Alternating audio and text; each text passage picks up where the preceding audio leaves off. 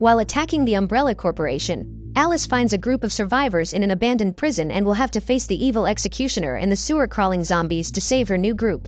Today we're going to recap the story of the movie, Resident Evil 4, Afterlife, from 2010.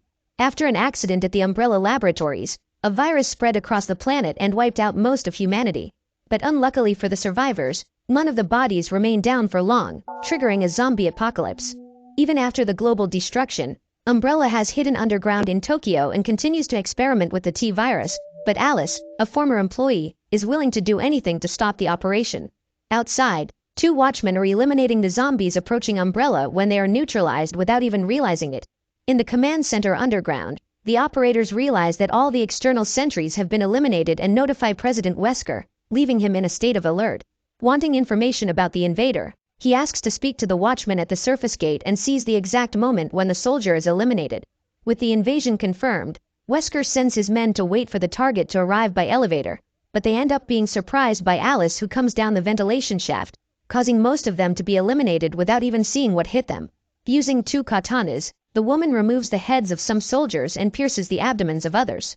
After almost 20 casualties, the remaining men finally realize that they are armed and start shooting at Alice, forcing the woman to hide behind the pillar and use one of their weapons against the members of the corporation themselves. With only one soldier left, the woman jumps over the wall to dodge the bullets and takes advantage of him reloading to finish the fight, throwing the katana through his skull. Just then, a second platoon arrives and Alice manages to finish them all off with her telekinetic powers, throwing them far away and completely destroying the place, but she ends up being taken by surprise by a soldier who shoots her in the back. Thinking they've won, the men gather around the body to celebrate when they end up being surprised by 3 other clones who shoot them all.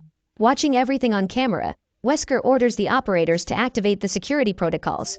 But even with his private army, he is unable to defeat Alice and her copies, who are getting closer and closer to the plant. Clinging to the roof of the building, 2 clones abseil down several floors while eliminating everyone along the way. After a bloody descent, the woman arrives in the room where Wesker is and begins an intense exchange of fire where she ends up being shot by the villain. But this Alice was just a clone full of grenades that explode as soon as they hit the ground. Genetically modified, the president of Umbrella manages to survive the impact and decides to flee before it's too late, boarding one of the company's jets. As soon as he's far enough away, Wesker grabs his personal controller and begins to self-destruct the building, blowing everything up with a giant explosion that opens a crater in the center of Tokyo. Inside the jet, the real Alice slowly approaches and points a gun at the boss's head, but he has already realized her presence and manages to stick a syringe into the woman's neck without her noticing, injecting a serum capable of neutralizing all the T-cells in her body. Alice loses all her powers and now has no chance of winning the fight against Wesker, but she manages to make the villain forget to fly the jet and they end up crashing into a mountain, consumed by an intense fireball. But even without her powers, Alice manages to survive and walks completely aimlessly. 6 months later, the woman is still hunting Umbrella members when she receives a radio message about Arcadia, a town on the Alaskan coast that is offering shelter to all survivors. Curious, Alice flies to the coordinates and, unable to find the town, decides to return to the airstrip. As soon as she arrives, she realizes that something is wrong and starts walking until she finds an abandoned helicopter in the middle of the beach. While searching the vehicle, Alice notices a movement behind her and decides to follow the tracks back to the lane, coming across a stranger who begins to confront her. After a brief battle, she manages to knock out the invader and discovers that it is Claire Redfield, an old friend who was taken by Umbrella some time ago. With the girl unconscious, Alice ties her to the plane's landing gear and waits for her to wake up to ask what happened during that time. But Claire has lost her memory and is very disoriented, refusing to answer. Not knowing if she can trust her, Alice ties her friend up and together they cross Canada until they reach Los Angeles. While flying over the city, the two are spotted by a group of survivors who start asking for help, but as they are in a prison surrounded by the zombies, they don't have anywhere to land the plane and Alice decides to stop on the terrace. Realizing her intention, the survivors remove obstacles along the way and manage to improvise a small track, as well as placing some cables in the middle of the path to help with braking. On the extremely narrow path, Alice manages to touch the ground and does everything she can to stop the aircraft, but the building is too short and she almost plummets into the zombies, forcing the survivors to jump on top of the plane to prevent them from falling. After landing, Alice introduces herself to the group, who ask if they are from Arcadia, and are disappointed to discover that they are just survivors looking for a safe place. Curious, the woman asks what they know about the city and Luther replies that they have been receiving warnings all week, but that contrary to what they imagine, Arcadia is not a place but a ship, and they can see it from inside the prison. Luther then shows her the last message they received, and Alice realizes that it is the same one she heard, which means that the ship has come down the coast looking for survivors. Continuing the message, the woman realizes that the sound has suddenly stopped, and Luther reveals that it was 2 days ago, and that since then, the ship hasn't moved or sent any more radio signals. With no way out, Luther decides to take a tour of the Citadel prison and introduces Alice to the other survivors, including Chris, a man who is being held prisoner in the maximum security block. On spotting Luther, the man on watch says he heard something behind the walls, and the two of them go there to investigate, leaving Alice alone with the imprisoned man. Chris then introduces himself and says that he was a member of a platoon that used the Citadel as a hangar, but that after the prisoners were released by the governor, a group of criminals mistook him for a jailer and locked him in the cage. He remained so even after the survivors arrived. Finally, Chris says he knows a way to escape from the prison and asks Alice to get him out of there. But Luther returns and interrupts their conversation, taking the newcomer back to the cafeteria where she is servicing the weapons. In the maximum security block, the watchman keeps hearing strange noises and decides to ignore it, thinking it's all in his head, but unbeknownst to him, the zombies are digging underground and manage to get in through the bathroom drain. In addition to the ordinary zombies, another type of biological weapon known as an executioner senses the presence of the humans and approaches with its gigantic axe. With no idea of the chaos to come, Alice wakes up the next morning and goes to the bathroom to take her first shower in weeks, but before she even takes off her clothes, she starts to hear strange sounds and grabs her gun to investigate. Following the direction of the noise, Alice discovers that the watchman was trying to spy on her and decides to expel the man, but ends up being surprised by a zombie on her back. The woman then turns around and manages to land a headshot that blows the zombie's brains out, but while she's shooting at everything in sight, one of the creatures manages to capture the watchman and drags him into the sewer. After the attack, the survivors meet to decide what to do, and Bennett suggests that Alice take them to Arcadia, but as her plane only fits 2 people, she says that she would have to make countless trips and that it would be dangerous to land so many times. Knowing that it is only a matter of time before other zombies find the hole, Alice decides that they must get out of there soon and suggests letting Chris go, causing a great debate among the survivors, but they have no choice and choose to listen to what he has to say. Finally free, the ex-military man sees Claire and approaches her saying he is her brother, but ends up being immobilized by the woman who has not yet recovered her memories. After explaining about her friend's condition, Alice calms Claire down and they all follow Chris to the garage next to the main entrance. There, Chris shows them the garage gate and tells them that behind it there is a 10-ton armored vehicle that can take them to the beach, but as the lock is jammed, they'll have to destroy it to get in. Observing the number of zombies in the main entrance, Luther comes to the conclusion that they'll need more weapons, and Chris tells him that while he was on duty, his platoon used the basement as a storage room planned for years of war. So, even if his comrades have taken a few, there must still be a lot of useful stuff in there. At that moment, the executioner finally arrives at the prison and starts hitting the entrance with such force that the whole building shakes. Knowing that it's only a matter of time before the giant Axeman manages to get inside, the survivors split up into several groups and Luther is in charge of trying to stop the creature, but even after several headshots, the monster is still standing. In an attempt to stop him, Luther and Claire push a car to block the way while Bennett and the others finally manage to get into the garage. Inside the prison, Chris and Alice go to the basement entrance and discover that the passage is completely flooded, so they will have to go down 2 floors underwater before they can reach the armory. With no other options, Alice hands the ex-serviceman a gun and together they enter the passage, using only a flashlight to guide them through the murky waters.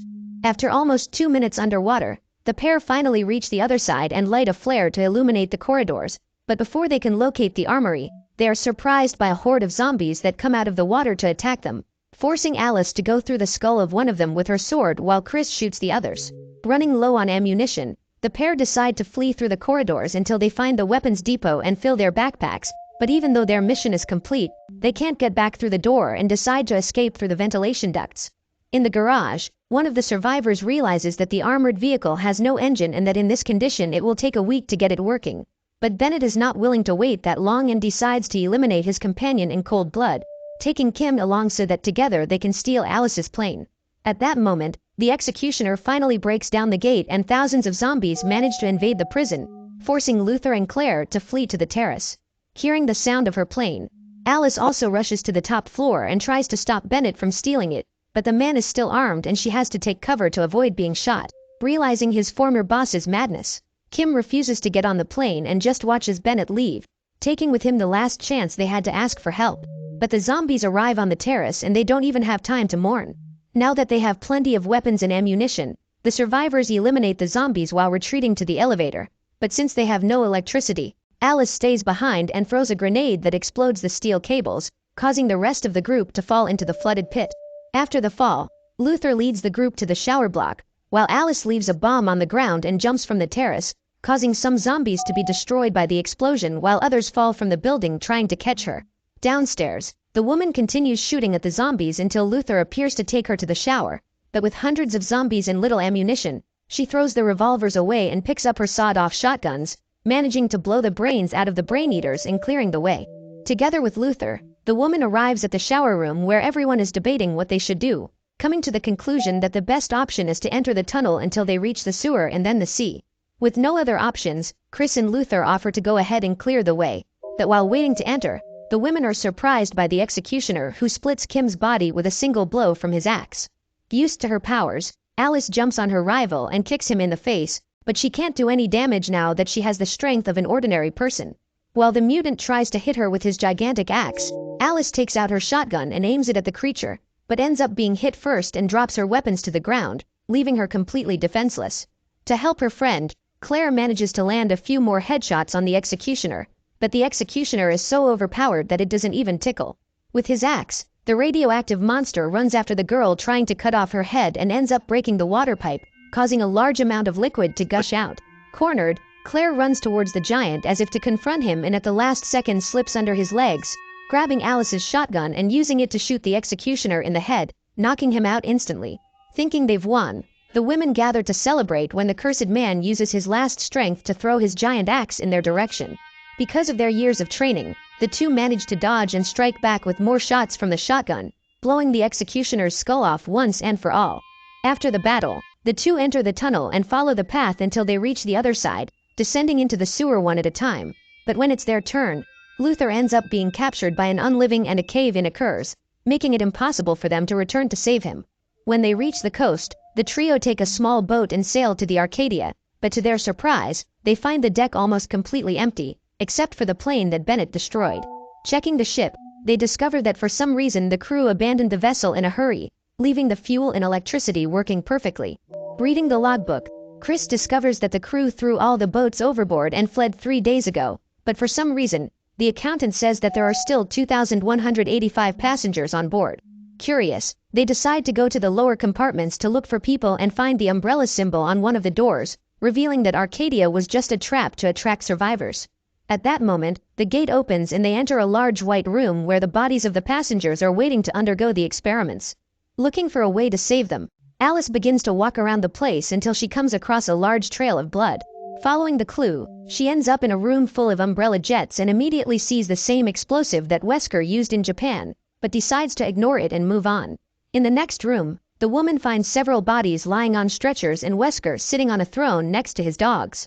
Alice points her shotgun in the direction of the zombie animals and ends up forgetting to check her back, which causes her to be surrendered by Bennett.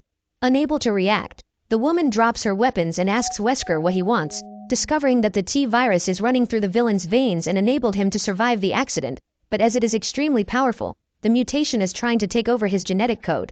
Wanting to stabilize the virus, Wesker tried ingesting human DNA to correct the imbalance, but he didn't get the results he wanted with the blood of ordinary people, and now he wants to try Alice's, since she is the only person who was compatible with the T-virus. To avoid becoming zombie lunch, the woman throws some surgical tools at Wesker and kicks the gun out of Bennett's hands, throwing the traitor on top of one of the bizarre bodies. With the dogs preventing her from picking up her shotguns, Alice just stares at the villain until the Redfield siblings appear behind him. But because of his new abilities, Wesker can sense their presence and starts fighting them both at the same time, knocking Claire down while dodging Chris's shots. As soon as she gets up, the girl tries to get a gun to shoot Wesker and ends up being taken hostage, but manages to take advantage of the proximity to stick a knife in the villain's thigh without him realizing it. Virtually immune to pain, the Umbrella leader removes the blade from his leg and manages to keep the upper hand against both brothers at the same time. Even though they work together, they can't defeat the evil boss and end up trapped in the giant containers just like the other survivors. Alone, Alice dodges the bite of the first hooded dog and manages to pick up the shotgun from the ground, using it to tear the dog's body apart. When the second one advances towards her, She kicks a giant piece of glass that hits the Doberman and causes his body to split in two. But just when Alice thinks she can win, Bennett rises from the ashes and drives a giant blade into her arm. Wanting to eat his meal, Wesker sticks out his zombie tongue and approaches to devour her. However, the woman doesn't give up and removes the object from her wrist, sticking it in the middle of the villain's forehead. Extremely powerful, the man removes the blade from his brain as if it were nothing and again opens his mouth to devour her. But this time Alice takes it harder and shoots him with a shotgun, opening a hole in Wesker's head. After the victory, the woman manages to remove Chris and Claire from the capsules and the brothers unload their weapons into the villain's body, leaving Bennett trapped in the compartment to starve. After defeating Umbrella's greatest force, the trio returns to free the other survivors when they see one of the company's jets flying away. Knowing that Wesker is inside, they run away while the villain types in the code that will destroy the freighter. But to their surprise, Alice has already expected this and has placed the explosive inside the jet, causing the villain to explode into millions of pieces in the air. Now that it's finally over, Chris asks what they should do and Alice says she'll keep Arcadia's promise, broadcasting her own voice message to say that all survivors are welcome. But as soon as she finishes using the radio, dozens of new Umbrella jets appear around them and they'll have to deal with each one. So what did you think of this movie? Leave it in the comments below. And if you like the video, like and subscribe for more movie recaps. See you next time.